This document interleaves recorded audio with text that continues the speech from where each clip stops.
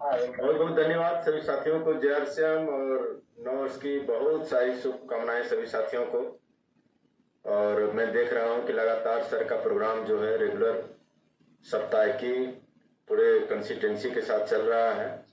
तो ये चीज दर्शा रहा है कि हम अपने काम के प्रति बहुत समर्पित साथी हैं। और मैं देख रहा हूँ ठंडी के दिनों में भी रात में 9 बजे चालू होना और 11 बजे के आसपास संपन्न होना और उसके बाद भी उसमें बहुत सारे लोगों का बने रहना, यह चीज दर्शाता है कि हम लोग अपने करियर के प्रति, अपने काम के प्रति बहुत सजग हैं। और यही चीज, यह अनुशासन हमें आगे बढ़ाता है। तो पुनः एक बार आप सभी लोगों का बहुत बहुत धन्यवाद साथियों। मेरे नाम का चर्चा आप लोग काफी किए, इतिहास के पन्नों से जोड़े, रामायण से जोड़े। बिल्कुल जहां आता है तो तुरंत लोग जान जाते हैं कि भाई वही अंगद रहे जो पैर जमा दिए थे एक बार श्रीलंका में, लंका में। तो साथियों, नाम रखना अपने हाथ में नहीं होता है। कोई भी बच्चा पैदा होता है तो उसके माँ बाप, घर के लोग ही नाम रखते हैं। तो मेरे भी नाम रख दिए गए कुछ इतिहास से जुड़ी हुई चीजों के साथ। और साथियों, जैसा कि होता है ना कि जिस चीज के बारे में बार बार कहा जाता है, जैसा जिसका परिचय करवा दिया जाता है, वो अपने परिचय के हिसाब से अपनी एक्टिविटी, अपने कार्य को भी अंजाम देता है। तो नाम पड़ गया और हम भी सुनते रहे कहानी किस्सा लोगों के माध्यम से। तो साथियों, संयोग से अपने जीवन में आरसीएम भी मिल गया। और आरसीएम मेरे को मिला स्टूडेंट लाइफ में, जब मैं बीए ईयर का स्टूडेंट था तब मेरे को आरसीएम मिला। 2001 में मैं हाई स्कूल किया और उस समय घर की आर्थिक स्थिति अच्छी नहीं थी। तो मैं अपना खर्चा चलाने के लिए अपने घर से 20 किलोमीटर दूर, चंदौली डिस्ट्रिक्ट यूपी का है, वहाँ एक डॉक्टर साहब है, उनके यहाँ मैं एज ए कंपाउंडर वर्क करने लगा और साथ में अपना पढ़ाई लिखाई भी इंटर में चालू कर दिया। साथियों, हम लोग गांव से बिलोंग करते थे, छोटी मानसिकता, छोटा मोटा दायरा, जीवन में कोई सपने नहीं थे। और अपने घर के गार्जियन भी इतने सीरियस नहीं थे कि हमारे बच्चे का रुझान किस क्षेत्र में है, इसकी प्रतिभा किधर दिख रही है, मुझे वैसी सुविधाएं देनी चाहिए, उस क्षेत्र में इसको लगाना चाहिए। घर वाले लोगों से भी उस समय, गार्जियन से भी उतना मतलब नहीं होता था। बच्चा पढ़ रहा है, जा रहा है, क्या बनेगा, कहाँ चला जाएगा, इन सारी चीजों से बेफिक्र होकर के सब लोग अपना ऐसे ही चल रहा था। और मैं भी कंपाउंडिंग के साथ साथ पढ़ाई भी कर रहा था और धीरे धीरे सिलसिला साथियों आगे बढ़ रहा था। मैं एक एक क्लास आगे भी बढ़ रहा था और साथ में मेडिकल का अनुभव भी हो रहा था। तो ऐसे ही करते करते 2006 आ गया और उस समय मैं बीए सेकेंड ईयर में जा चुका था। तो उस समय एक अनजान व्यक्ति के माध्यम से मेरे को आरसीएम के बारे में बताया गया कि चंदौली में एक ऐसी दुकान खुली जिससे खरीदारी करने से 20% चेक बन के डाक द्वारा घर आएगा। और यह छोटी सी बात मुझे बहुत प्रभावित कर गया। क्यों किया? क्योंकि डॉक्टर साहब के घर का जो खरीदारी होता था 3000, 4000, 2500 महीने का, वो सारा पुर्जा पैसा हम ही को मिलता था और हम ही ले जाके दिया करते थे। तो हमारे दिमाग में चलने लगा कि यार 20% बता रहे हैं, यदि 20% मेरे को इसमें से आएगा तो 2006 में 20% के हिसाब से मैंने जो रकम देखा वो 500-700 रुपया पड़ रहा था महीने का। तो मुझे सोच के बड़ी खुशी हुआ कि यार 500-700 महीना आएगा तो मजा आ जाएगा, अपने पसंद का पैंट खरीदूंगा, जूता खरीदूंगा। अपने उम्र के लड़कों को फैशन करते हुए देखता था तो मेरे को भी लगता था कि यार काश मेरे पास भी पैसे होते तो हम भी सपने को पूरा करते। तो मेरे को लगा कि अब यहां से मेरा सपना पूरा होगा, 500-700 रुपया महीना मिलेगा, मैं अपने पसंद का चीज खरीदूंगा। और इस लालच में साथियों मैं जोड़ने के लिए तैयार हो गया। लेकिन जो व्यक्ति मेरे को चर्चा किया था वो फिर गायब हो गए। मैं खोज रहा था कि कोई व्यक्ति मुझे मिले और ले जाके आरसीएम में मेरे को जोड़ दे, जबकि मेरे को इससे कोई उम्मीद नहीं थी। नेटवर्किंग क्या होता है, इसके माध्यम से भविष्य में हम आगे भी बढ़ेंगे, इसमें जुड़ने जुड़ाने वाला भी सिस्टम है, इन सारे चीजों से बेफिक्र था, कोई जानकारी नहीं थी। लेकिन अंदर में प्रेरणा जग गई कि मुझे जुड़ना चाहिए। इसी दौरान एक लोग से और मुलाकात हुई और वो जुड़े हुए थे और साथियों उनको मैं पकड़ के ले जाके ज्वाइन कर लिया। वो बोले कल परसों या एक दिन करा दूंगा, नहीं, आज मेरे को ज्वाइन करवाइए। अंदर से प्रेरणा जगी, जिसे बोलते हैं कि बड़े बड़े लीडर के माध्यम से सुने होंगे कि गॉड गिफ्टेड प्लान है आरसीएम। जिससे बहुत सारी उम्मीदें होती वो नहीं जुड़ता और जिससे कोई उम्मीद नहीं होती वो भी जुड़ जाता है। तो ये गॉड गिफ्टेड, जब तक ऊपर वाला नहीं चाहेगा कि हमारे जीवन में वो चीज, नया अवसर, नई चीजें होनी चाहिए, तब तक हम कुछ भी करें समझ में नहीं आता है। तो हम यही समझते हैं कि भाई ये गॉड गिफ्टेड था, मुझे कोई प्लान नहीं, कोई अप्लाई नहीं, कोई मार्केटिंग चीजें नहीं दिखाई गई, फिर भी मेरे अंदर पड़ा जाएगी और मैं उस व्यक्ति को पकड़ के ले जाके ज्वाइन कर लिया। और ज्वाइन करने के बाद साथियों मैं खरीदारी करने लगा। कुछ सामान डॉक्टर साहब के यहाँ उस जमाने में पसंद आए, कुछ नहीं भी पसंद आए, मैं लाता रहा। तो मुझे 3 महीनों के बाद 3 क्या 4 महीने हो गए थे, उसके बाद मुझे एक चेक आया था 850 रुपए का, यूटीआई बैंक का चेक डाक द्वारा मेरे घर पे आया था। और यूटीआई बैंक उस समय होता था जो कि आज एक्सिस बैंक हो चुका है, यूटीआई बैंक। और यह चेक मुझे बहुत प्रभावित किया था। जीवन में अपने दम पे कोई इनकम आई थी, मैं अपने मित्र दोस्त इधर उधर दिखाना चालू किया। उसी दौरान मेरे सीनियर से मुलाकात हुई और मैं इस मामले में लकी हूं कि हम लोग के ग्रेट अप्लाइन आदरणीय श्री दरोगा sir, Shri D Kumar sir, जिनके सानिध्य में हम लोग इस बिजनेस को सीखे। एबीसीडी इसका जाने, कका गगा जाने, कुछ भी नहीं आता था, लेकिन मैं इनके दिशा निर्देश में मैं चलना चालू किया और धीरे धीरे साथियों कुछ न जानने के बावजूद भी अपनी कहानी चालू हो गई। और 1 साल जाते जाते मैं राइटी हो गया। बीए सेकेंड ईयर में ज्वाइन किया था। बीए फाइनल में मेरी इनकम 18-20 हजार रुपए थी। और जब मैं एमए फाइनल में था उस समय इस बिजनेस का टेक्निकल अचीवर बन गया और मेरी महीने की इनकम लगभग 30-35 हजार रुपए थी। और मैं जीवन की पहली कार, जो कि 500 रुपए का कंपाउंडर लड़का था, इस आरसीएम के बदौलत मैं जीवन की पहली कार स्टूडेंट लाइफ में खरीद चुका था, इस आरसीएम के बदौलत। तो साथियों ये सारी चीजें हुई एक सही समय पे अवसर मिलने की वजह से, अवसर को पकड़ने की वजह से। कहते हैं ना कि जीवन में अवसर बार बार आता है, लेकिन कुछ लोग अवसर को पकड़ते हैं और कुछ लोग नजरअंदाज कर जाते हैं। और जो व्यक्ति सही समय पे अवसर को पकड़ करके चलना चालू करता है वो व्यक्ति जीवन में ऊंचाइयों को छूता है। तो हमारे जीवन में चाहे अपलाइन के माध्यम से, चाहे जबरदस्ती, चाहे रिश्तेदार के माध्यम से, जिस भी तरीके से अपने जीवन में आरसीएम आ चुका है, हमें ऊपर वाले को, अपने अपलाइन को धन्यवाद देना चाहिए कि चाहे जैसे भी मुझे जोड़ दिए इस मजबूत चीज से आने वाले कल में एक बहुत बड़ा स्कोप रखने वाले बिजनेस से आप मुझे ला दिए। इसके लिए आपको बहुत बहुत बधाई, धन्यवाद। अपने अपने अपलाइन को आप जरूर दीजिए साथी, क्योंकि जब तक जिस चीज के बारे में नहीं जानते 2 कौड़ी का होता है, और जान जाते हैं तो वही चीज अपने लिए बहुमूल्य कीमती चीज बन जाती है। तो ऐसे ही आरसीएम में जो जान गया उसके लिए बहुत बड़ी, यानी नौकरी को भी इसके पीछे लोग छोड़ देते हैं, और जो नहीं जाना है वो व्यक्ति इसको 2 कौड़ी का बोलता है।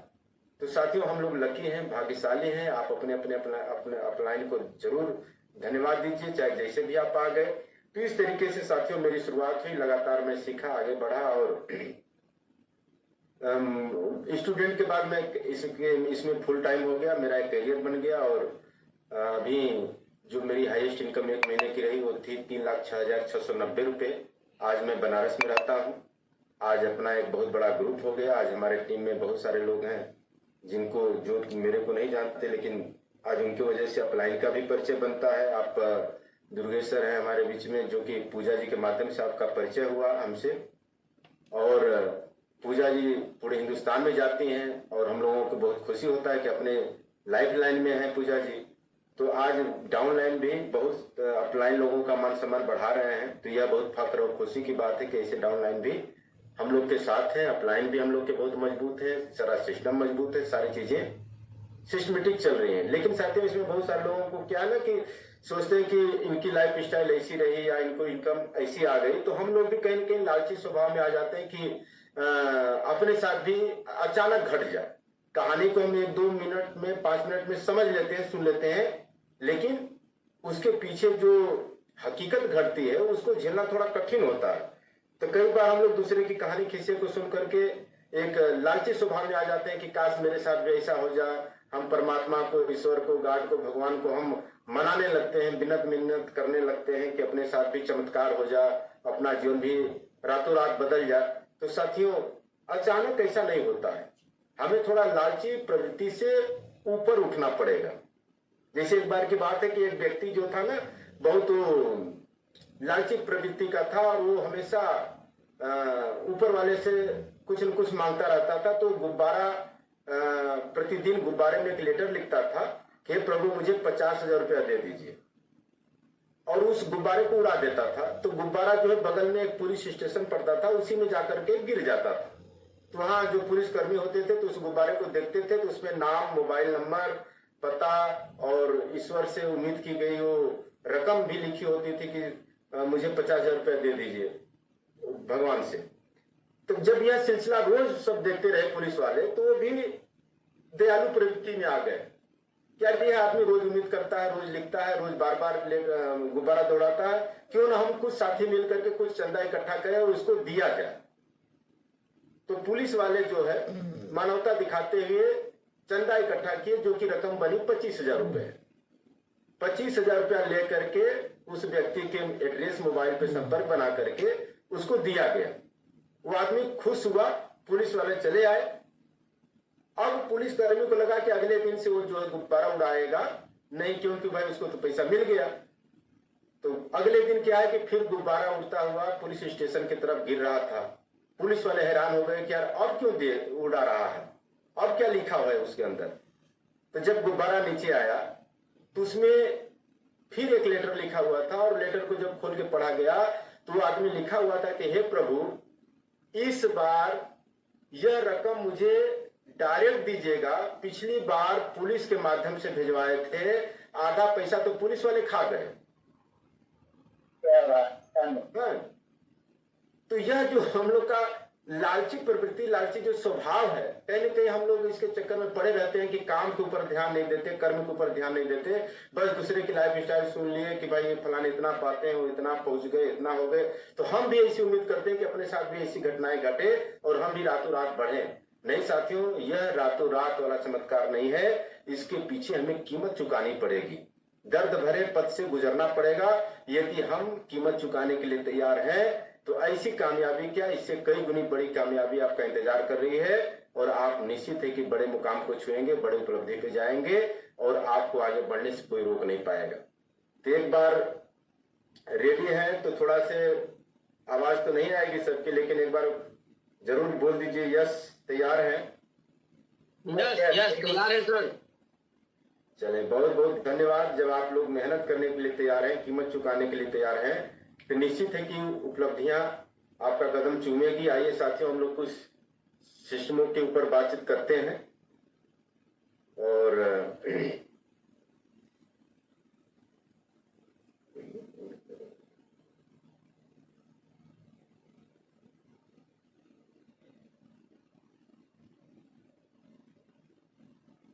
दुर्गेश सर दिख रहा है?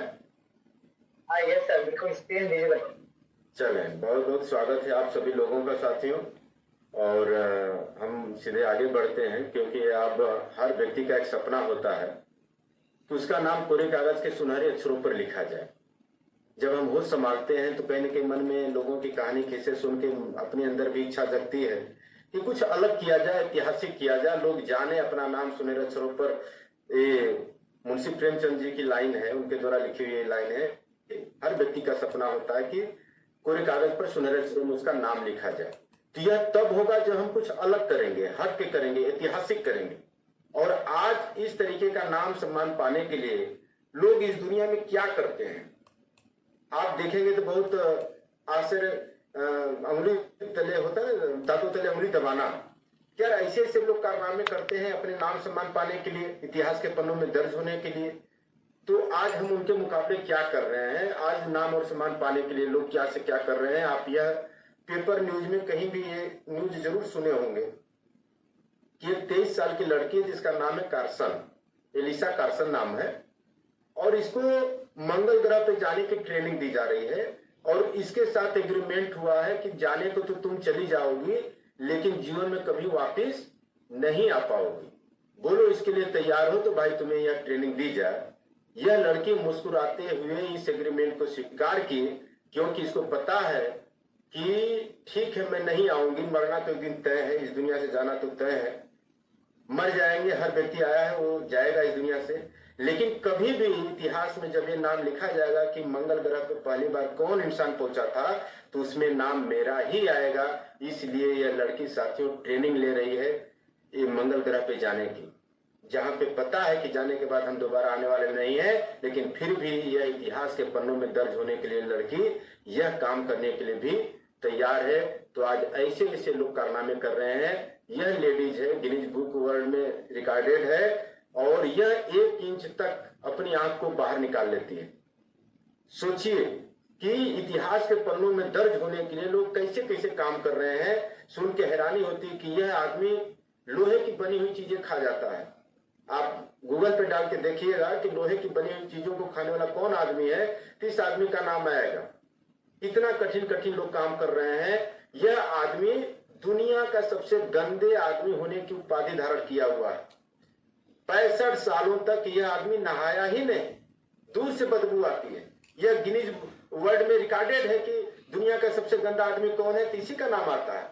यानी इतिहास के पन्नों में दर्ज होने के लिए आदमी ऐसे ऐसे हैरत अंगेज कारनामे कर रहे हैं जिसको सोचना भी मुश्किल हो जाता है। यह लेडी जो है नाखून बढ़ाने के मामले में पहले पायदान पे है। यह भी गिनीज वर्ल्ड में रिकॉर्डेड है। सोचिए कि जिस व्यक्ति के नाखून 5-5 फीट के 5 उंगलियों में हो जाए, उनकी दिनचर्या कितनी प्रभावित हो जाएगी। कैसे खाना पीना होगा, कैसे हम कपड़े पहनते होंगे, कैसे लेटरिन बाथरूम जाते होंगे। एक बार सोच के देखिए, या हम अपने हाथों में 2 फीट का डंडा यदि बांध करके एक दिन जिंदगी गुजारना चाहें, तो आप देखिए कि जिंदगी कितनी जटिल और कठिन हो जाती है। लेकिन यह लेडीज पूरा जीवन समर्पित कर दी। क्यों? कि इतिहास के पन्नों में मुझे दर्ज होना है, मेरा नाम रिकॉर्डेड होना चाहिए। वर्ल्ड में जब नाम आए कि सबसे बड़ा नाखून बढ़ाने वाली कौन महिला है, तो मेरा नाम आना चाहिए। आज लोगों का शौक सपना बन गया है कि मुझे भले जीवन मेरा लंबा हो या ना हो, लेकिन मेरा नाम इतिहास के पन्नों में दर्ज होना चाहिए। ऐसे ऐसे कारनामे करने वाले हैं साथियों। माउंट एवरेस्ट की कहानी आप कई बार सुने होंगे कि उस पर चढ़ाई करते वक्त बहुत सारे लोग दुनिया से चले जाते हैं। अब तक 280 लोग अपनी जान गंवा चुके हैं। उनकी लाशें यहां पड़ी हुई है। ये सड़ती नहीं है, क्योंकि वहां -डिग्री टेम्परेचर होता है। जिसका तस वो पड़ी रहती है। कई बार पर्वतारोही जब ऊपर चढ़ रहे होते हैं तो कई बार उनके पैर फिसल जाते हैं और फिसलते हुए अपने पैर को पड़े हुए डेड बॉडी से सहारा लेकर के अपने आप को बचाते हैं। उसके बावजूद भी एवरेस्ट पे फतह करने वाले लोगों की संख्या कम नहीं हो रही है। इतने लोग दुनिया से चले जाते हैं। क्यों लोग फतह करने के लिए तैयार हैं? क्यों बार बार चढ़ाई करने के लिए तैयार हैं? क्योंकि उन्हें पता है कि मुझे इतिहास के पन्नों में दर्ज होना है। जीवन मायने नहीं रखता, चाहे आज मरना है चाहे कल मरना है, लेकिन यह कारनामा हम कर ले गए तो हमारा नाम हमेशा इतिहास के पन्नों में दर्ज हो जाएगा। तो सब सोचिए साथियों, लोग इतिहास के पन्नों में दर्ज होने के लिए ऐसे ऐसे कारनामे कर रहे हैं, अपने जान की बाजी लगाए हुए हैं बराबर। लेकिन आज में नाम और सम्मान पाने के लिए क्या करना है आप सोचिए एक बार। जो सम्मान इतने रिस्क लेकर के लोग पाना चाहते हैं, उससे कहीं बेहतर सम्मान आरसीएम में एक अच्छे रास्ते पर चल करके पाने की बात होती है। यहाँ पे भी एक बहुत बड़ा मौका है, यहाँ पे भी सम्मान पाया जा सकता है। यहाँ का भविष्य बहुत उज्जवल है। आप कई बार मीटिंग सेमिनारों में सुने हैं कि भाई आरसीएम का विजन, आज बड़े बड़े लोग क्या बोलते हैं आरसीएम के बारे में, नेटवर्क मार्केटिंग के बारे में। वर्ल्ड वाइड बड़े बड़े जो नेता हैं इसके बारे में बड़ी बड़ी बातें, वर्ल्ड के तीसरे सबसे अमीर व्यक्ति बोलते हैं इसके बारे में। अब्दुल कलाम साहब डायरेक्ट सेलिंग के बारे में बोल के गए हैं। वर्ल्ड के सबसे बड़े जो पहले नंबर पे अमीर में नाम आते थे बिल गेट्स साहब, ये भी बोल के गए हैं, बोले हुए हैं। डोनाल्ड ट्रंप साहब अमेरिका के राष्ट्रपति, इनके द्वारा लिखी हुई किताबें भी हैं डायरेक्ट सेलिंग के ऊपर। इतने बड़े बड़े दिग्गज बोल रहे हैं कि इसकी संभावनाएं कितनी बड़ी है। देशों का आंकड़ा बोल रहा है कि आज छोटे छोटे देश भी हमसे कई गुना आगे भी हैं। ताइवान जैसे देश की जनसंख्या मात्र 2 करोड़ है, लेकिन हमसे डायरेक्ट सेलिंग में टर्नओवर के मामले में 3 गुना ज्यादा करता है। जबकि 1-2 हमारे यहाँ का बनारस और 1-2 जिला मिला दिया जाए तो उतनी संख्या पहुंच जाती है, और हमसे 3 गुना ज्यादा टर्नओवर करता है। तो साथियों, ये आंकड़ा बता रहा है कि अभी हम बहुत पीछे हैं। लेकिन साथियों, यह आंकड़ा बता रहा है कि यदि जिस पिछले 3 सालों में जिस हिसाब से नेटवर्क मार्केटिंग इंडिया में ग्रो किया है, यदि यही ग्रोथ बना रहे जो पिछले 3 साल में हुआ है, यदि यही ग्रोथ बना रहे तो 2040-45 आते आते यह भारत जो है ताइवान को नहीं, अमेरिका को पछाड़ के पहले पायदान पे हो जाएगा। कल्पना करिए, सोचिए एक बार कि भाई आज से 10 साल, 15 साल बाद, 18 साल बाद जब यह भारत सब देशों को पछाड़ करके पहले पायदान पे होगा, तो उस समय हमारी स्थिति क्या होगी, हम किस जगह पे होंगे। और यह 10 साल 15 साल का वक्त ऐसा नहीं कि हमारे जीवन में देखने को नहीं मिलेगा। हम सब लोग देखेंगे, अपनी आंखों से देखेंगे, अपनी आंखों से गुजरेगा 10-15 साल का वक्त। लेकिन साथियों, उस दिन यदि हम इंतजार करते रह गए, बैठ के हाथ पे हाथ रखे रह गए और सोचते रह गए कि नहीं यार जब होगा टाप तो देखेंगे, तो साथियों उस दिन फिर पछताने के सिवा कुछ नहीं बचेगा। हम लोग लकी हैं, भाग्यशाली हैं कि अपने समय में डायरेक्ट सेलिंग ग्रोथ की दिशा में है, हमारे जमाने में चालू हुआ। यहां से अपने आप को टॉप पे करने का एक सुनहरा मौका है, अपने चक्र को बदलने का मौका है। जैसे आप हम लोग सुने हैं ना कि आज के 50 साल पहले फलाने बहुत गरीब थे और आज अमीर हो गए, और यह भी सुने कि 50 साल पहले कोई बहुत अमीर था और आज गरीब हो गया। तो ये जो चक्र बदलता रहता है, तो हमें भी मौका मिला है अपने चक्र को बदलने का, कि हमारे विरासत में हमें कुछ नहीं मिला, कोई फर्क नहीं पड़ता, लेकिन यहां से हम अपने चक्र को बदलने का प्रयास करेंगे इस सिस्टम के माध्यम से, और आने वाले 10-15 सालों के बाद यह चक्र सीधे उल्टा हो जाएगा, यानी हम नॉर्मल हैं तो अमीर हो जाएंगे। तो अपने पास साथियों यह बहुत बड़ा मौका है, इतनी बड़ी संभावनाएं हैं। और डायरेक्ट सेलिंग का आप उसका वीडियो भी आप देखे होंगे, आरसीएम का, अपने नेटवर्क मार्केटिंग का। तो अब यह इतना मजबूत है, इतना बढ़िया, इतना शानदार है, तब सवाल उठता है कि ज्यादा मात्रा में लोग इसको स्वीकार क्यों नहीं करते, क्यों इतना ताकत का लगाना पड़ता है, क्यों लोगों को पीछे पीछे भी जाना पड़ता है, क्यों बैठ करके प्लान करना दिखाना पड़ता है, जी हजूरी करनी पड़ती है, उनके सामने झुकना पड़ता है। साथियों ये समय समय की नजाकत है। जब ज्यादा मात्रा में लोग सही चीज को गलत करने लगते हैं तो सही चीज के प्रति हमारा विश्वास कमजोर पड़ जाता है। काम सही है गलत इससे नहीं मतलब है। जब भारी मात्रा में किसी चीज के प्रति लोग गलत करने लगते हैं तो उसके प्रति हमारा भरोसा विश्वास रूठ जाता है।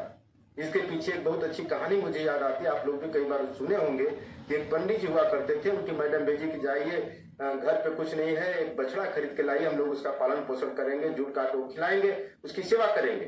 पंडित जी गए बछड़ा खरीदने और बछड़ा बड़ी खूबसूरत पसंद किए और उसको जो है 100 रुपए में खरीद के आ रहे थे। तो उनको रास्ते में 5 ठग दिखे मिले। वो 5 ठग आपस में प्लानिंग किए कि यार बाबा जी बछड़ा तो बहुत टॉप खरीद के लेके जा रहे हैं, चलिए हम लोग आज इनको जो है इस बछड़े को हम लोग बहुत कम पैसे में खरीद लेंगे। अब 5 ठग जो है प्लानिंग बना करके रास्ते में 4 जगह पे बट गए। बाबा जी बड़ी खुश होकर के मुस्कुराते हुए जा रहे थे कि आज जाएंगे, मैडम जी मेरी खुश हो जाएंगी, आज मुझे पूरी मिठाई खिलाएंगी, आज बहुत अच्छा माहौल बनेगा। खुश होकर के जा रहे थे, तबले पहला ठग आया, अरे बाबा जी प्रणाम, बकरी लेके कहाँ जा रहे हैं? तबले बाबा जी कहे बेवकूफ, बकरी तुम्हें दिख रही, मैं बकरी लेके जा रहा हूँ। कहा नहीं कुछ भी कहिए, बकरी बहुत अच्छी है। कहा कि वो आगे निकल गया। तो बाबा जी को उतना फर्क नहीं पड़ा, क्योंकि एक आदमी बोला था, सोचा होगा कि अरे पागल आदमी है, कुछ भी बोल दिया होगा, अपना आगे बढ़ने लगे। कुछ ही दूर गए, तबले दूसरा फिर मिला, अरे बाबा जी ये बकरी कहाँ मिल गई, बहुत खूबसूरत बकरी दिख रही है आपकी। अब हल्का से बाबा जी का मन ठनका, यार एक आदमी तो बकरी बोल रहा है, ये क्यों बकरी बोल रहा है? हम तो बछड़ा लेके जा रहे हैं, बछड़े को अच्छे से देखे, हाथ फेरे उसके ऊपर। लेकिन उनके दिमाग में बात अब घूमने लग गई कि 2 आदमी क्यों बकरी बोल दिया। चलिए अच्छा कोई बात नहीं, इसको भूल करके आगे बढ़ ही रहे थे, तब तीसरा भागे भागे आया ठग, कहे बाबा जी हो यही बकरी हमको भी दिला दीजिए। कहाँ मिल गया बाबा जी, मुझे भी दिलवाइए यही बकरी। अब बाबा जी उसका विश्वास डोलने लगा, क्योंकि 3 आदमी कर चुके थे। उनको था कि नहीं यार मैं बछड़ा लेके ही आ रहा हूं, लेकिन सवाल उठता है कि आप 3 आदमी क्यों बोल दिया? अब तो अपने आप पे भी भरोसा डोलने लग गया। बछड़े को छू रहे हैं, देख रहे हैं कि यार हम तो लिए हैं बछड़ा ही, लेकिन आप बकरी क्यों 3 आदमी बोल दिया? अब उनका भरोसा डगमगा गया और जा रहे थे, आगे बढ़ ही रहे थे, तब चौथा व्यक्ति वहीं पे पैसा गिन रहा था और पैसा गिनते हुए बछड़ा की तरफ झांकते हुए बोला, अरे बाबा जी बस ऐसा ही बकरी में खरीदने के लिए निकला था, कहां मिला बताइए बताइए बताइए, मुझे भी दिलवा दीजिए तो यही बकरी। अब बाबा जी को डर सताने लगा कि कहीं यार बकरी लेके मैं घर चला गया तो मेरी पंडिताई तो मीठा पानी तो छोड़िए, नाराज होकर के खाना पानी भी बंद कर देंगे कि बकरी कहां से लेके चले आए। तो छोड़ो हटाओ, यह सौदा घाटे में ही सही, मैं बेच करके निकलता हूं। अब वह 100 रुपए का सौदा 40 रुपये में बेच करके बाबा जी घाटा का नुकसान उठा करके वापिस चले गए, घर पे गए। अब सोचिए कि क्या बाबा जी बकरी ही लेके आ रहे थे?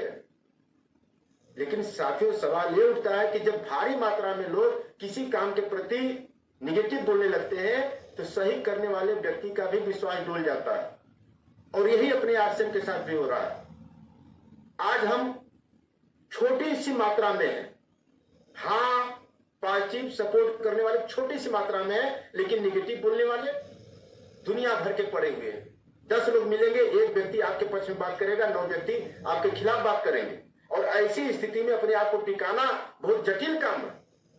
जो अंदर से जरा से भी पड़ेगा वो डोल जाएगा। आज आरसीएम करते वक्त आपको हर चट्टी चौराहे पे उसी तरीके का ठग मिलते रहते हैं। अरे भाई साहब कौन जोड़ दिया आपको, आप तो पढ़े लिखे थे, आपको कौन बेवकूफ बना दिया? अरे महाराज आपको मैं तो समाज का बुद्धिमान आदमी समझता था, आप भी इन सारी चीजों में फंस गए। अब यह बात 2 4 5 जगह एक नया व्यक्ति सुन लेगा तो बताइए कि आरसीएम का नाम लेना वो मुनासिब समझेगा? तो साथियों यह घटनाएं हम सभी लोगों के साथ घटती है, और आप लोग एकदम गांठ बांध लीजिए कि यदि ऐसी चीजें आती हैं तो समझ जाइए कि यह किसी न किसी रूप में यह मेरे लिए ठग ही है, और यह ठग आपके घर में, आपके पड़ोस में, आपके रिश्तेदार में कहीं भी ये ठग मिल सकते हैं। और ऐसी स्थिति में आप तुरंत अपने अपलाइन से उपचार लीजिए, अपने अपलाइन से बात करिए कि ऐसी बातें आ गई सर, मुझे गुम कर दिया, आज मैं होपलेस हुआ हूं। यदि ऐसी स्थिति में आप अपने अपलाइन से सहारा ले लिए, बातचीत कर लिए, तो निश्चित है कि आप इसमें बने रहेंगे, और बने रहेंगे इसी परिस्थितियों का सामना करते करते आप साथियों धीरे धीरे आगे बढ़ना चालू कर देंगे। देखिए यह एक फिल्म का डायलॉग है, इसको मैं चलाऊंगा नहीं, लेकिन ये इसमें देखे होंगे शोले पिक्चर, इसके जो ठाकुर है ये दोनों जेल से छूटते हैं, ठाकुर आता है इनको लेने के लिए, अपने काम के उद्देश्य से आता है। तो कोई वार्तालाप होती है तो धर्मेंद्र बोलता है कि भाई हम तो काम पैसे के लिए ही करते हैं। तो ठाकुर बोला भाई कितना पैसा चाहिए? धर्मेंद्र अमिताभ बच्चन जी की तरफ देखता है कि कितना चाहिए? तो अमिताभ बच्चन बोलता है कि काम बताओ काम। कहा जब बहादुर हो तो काम की क्या चिंता करते हो, कीमत जो तुम चाहो और काम जो मैं चाहूं। ठाकुर बोलता है कि कीमत जो तुम चाहो और काम जो मैं चाहूं, कीमत कितना लेना चाहोगे मिलेगा, लेकिन काम मेरे हिसाब से करना पड़ेगा। साथियों यही चीज अपने आरसीएम में लागू होता है कि कीमत यानी आप क्या चाहते हो, बंगला चाहते हो, घर चाहते हो, पैसा चाहते हो, देश दुनिया का भ्रमण चाहते हो, टाइम फ्रीडम चाहते हो, स्टेज पे सम्मान चाहते हो, नेक्स्ट जनरेशन में आप चाहते हैं कि हमारा बिजनेस नेक्स्ट जनरेशन में ट्रांसफर हो, आप चाहते हैं, ये आपकी कीमत है। लेकिन काम आपको सिस्टम के हिसाब से करना पड़ेगा। जो सिस्टम कहता है कि अभी जो गैसेस की बातें हुई, गैसेस की जो बातें भी बता रहे थे दुर्गेश सर, तो अब टीसी सर का एकदम फरमान है कि भाई आप इस चीज को यदि लागू करते हैं, इसको अप्लाई करते हैं गैसेस को, तो आप इसमें आगे बढ़ेंगे। तो अब हमारा काम क्या है? गैसेस को पूरा करना, जो इसके पूरे भाग है अंदर में, उस बिंदुओं पे काम करना। यदि उस बिंदुओं पे हम काम करते हैं साथियों, तो इस सिस्टम में हम तेजी से आगे बढ़ेंगे और जो चाहेंगे वो मिलेगा। एक बहुत अच्छे राइटर हैं जिमी हैट्रिक्स, ये लिखते हैं कि जब मेरे मरने का समय आएगा तो मुझे ही मरना होगा, इसलिए मुझे अपना जीवन वैसे जीने दो जैसा मैं जीना चाहता हूं। आज साथियों बहुत सारे लोग अपने मन पसंद के काम नहीं कर पाते। इच्छा होती कि मैं भी आरसीएम करूं, लेकिन हमारे अपलाइन हमारे पिताजी रोक दिए, हमारे पति जी रोक दिए, हमारे पत्नी जी रोक दिए, हमारे पड़ोसी रोक दिए। इच्छा थी कि मैं करूं। भाई इस लाइन को जरूर याद करिए कि जब मेरे मरने का समय आएगा तो मुझे ही मरना है, मेरे साथ कोई और नहीं मरने वाला है। इसलिए मुझे अपना जीवन वैसे जीने दो जैसा मैं जीना चाहता हूं। मुझे जिस काम को करने में खुशी है, हम क्यों नहीं उस जिंदगी को जीते? बहुत सारे लोग गायक बनना चाहते हैं, बहुत सारे लोग वादन बजाना चाहते हैं, इच्छाएं होती है कि मैं इस लाइन में जाऊं, लेकिन दूसरे के डर की वजह से उस इच्छा को मार देते हैं। और आरसीएम में भी कई बार ऐसा होता है कि कई बार महिलाएं सोचती हैं कि हम स्वावलंबी बने, अपने दम पे खड़े हों, हम क्यों ना अपनी पहचान अपना खुद बनाएं, हमारे वजह से हमारे पिताजी और हमारे वजह से हमारे हस्बैंड जी जाने जाए। इच्छाएं तो होती हैं, लेकिन हम यह दूसरे को खुश रखने के चक्कर में हम अपने मनपसंद की चीजों को छोड़ जाते हैं। तो साथियों यदि मन में ऐसी बातें आ रही है तो खुलिए, जीवन एक बार के लिए मिला है, ये जीवन बार बार रहने वाली चीज नहीं है, एक बार के लिए मिला है और मरना हमें अकेले है। तो हम अपने मनपसंद के काम करेंगे ही करेंगे और अपने आप को हमें साबित करना है। साथियों, हमारा सेहत स्वास्थ्य, जैसा कि हमारा 2026 मिशन है, किसी सर का सपना है कि 2026 हमें सेहत के लिए काम करना है। तो आप हम सभी लोगों को ध्यान देना है कि भाई पीवीएमएफ के साथ साथ हमारा जो फिजिकल एक्टिविटी है, इसके ऊपर यदि हम लोग काम करेंगे तो हमारा सेहत अच्छा बना रहेगा। न्यूट्रिएंट्स का आप देख ही रहे हैं कि न्यूट्री सप्लीमेंट हम लोग के पास कितना जबरदस्त है और इससे अपने को कितना बड़ा फायदा होने वाला है। टूल्स का इसमें उपयोग करेंगे, हम तेजी से आगे बढ़ेंगे, कई क्षेत्रों में कामयाब हुआ जा सकता है। बहुत सारे लोग भ्रम में रहते हैं कि मैं तो सर इस काम को करता हूं, मेरे पास फुर्सत नहीं है, हम कैसे दूसरा काम कर सकते हैं, हम तो सरकारी जॉब में है सर, हम तो गृहिणी है सर, हम तो बच्चे को संभालते हैं सर, हम दूसरा काम कैसे कर सकते हैं। अरे क्यों नहीं किया जा सकता है। एक व्यक्ति का मैं जीवनी पढ़ा, इतने क्षेत्रों में कामयाब हुआ आदमी कि मैं सुन के हैरान हो गया। उनका नाम है डॉक्टर श्रीकांत चिचकर। यह व्यक्ति की मैं डिग्री पढ़ा, मैं हैरान हो गया कि एक आदमी अपने जीवन में इतनी सारी डिग्रियां